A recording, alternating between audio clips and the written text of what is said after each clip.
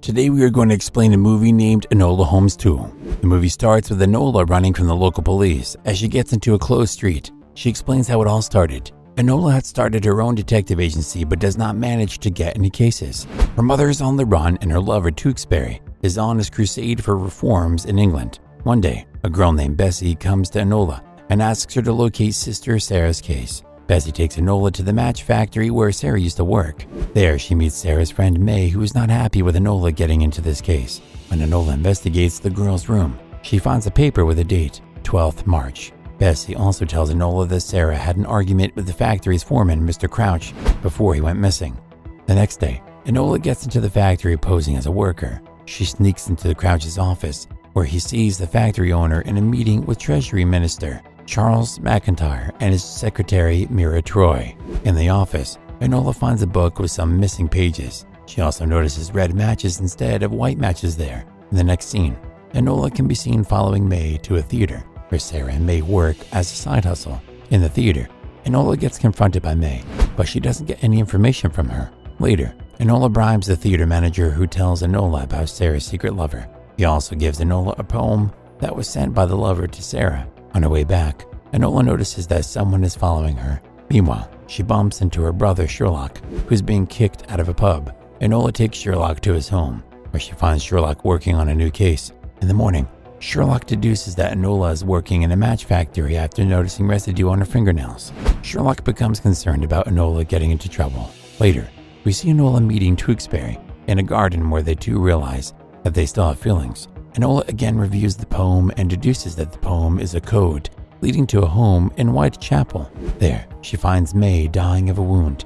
Enola, who accuses her of murder. Enola escapes to Sherlock's home and deduces that Sarah's lover will be at a ball hosted by the Lion family. When Enola gets into the party, she meets Mira Troy and a woman named Cicely. Enola finds Tewksbury at the party, who teaches her the dance. Later, Enola can be seen dancing with William Lyon, the son of the factory owner. She asks him about Sarah, but William tells her that they are surrounded by many people. At the party, Enola gets arrested in front of everyone and is taken to jail. On the other hand, Sherlock gets a message from the mastermind of the whole scandal. He deduces his name to be Moriarty. In the further scenes, we see Grail meeting Enola in the prison, asking her to stay away from Sarah's case. Enola realizes that someone powerful is behind this scandal. Later, we see Enola escaping the prison with her mother, Eudoria's help. Enola goes to Bessie's home where she inspects the flowers and also finds the white matchsticks there. She deduces that the white matchsticks containing phosphorus is killing the girls at the factory. She decides to do the Tewksbury and for this help with the case. When Enola gets to meet Tewksbury, she sees him with Cicely. At that moment, Enola realizes that Cicely is actually Sarah and William Lyon is her secret lover. Before setting out for the inspection at the factory, Enola and Tewksbury admit their love for each other. When they go to the factory, there they find Sherlock inspecting the site. Sherlock tells them that both their cases are interrelated and proves it. In the factory, they see William Lyon's dead body with a sheet on his hand. Enola deduces that the Treasury Minister is involved in the scandal. The white matchsticks are cheaper and they are used in the factory, which is the cause of the girl's death. In the further scenes, Enola, Sherlock, and Tewksbury can be seen in the theater where Grail confronts them. Grail holds a knife to Bessie's throat and threatens everyone. Bessie manages to escape while Sarah also shows up.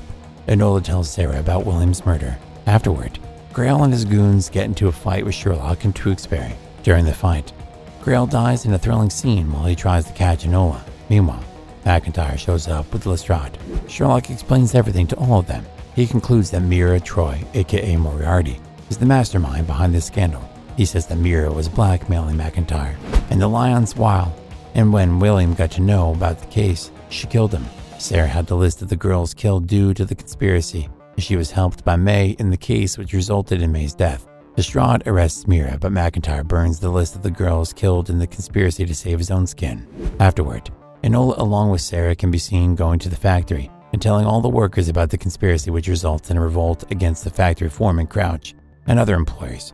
Sherlock gets to know about Enola being involved in the revolt and offers her to work with him, which she denies. Sherlock also tells Enola and Tewksbury has managed to gather enough evidence against McIntyre and got him arrested.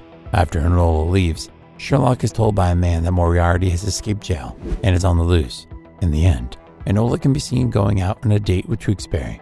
In this scene, the movie ends.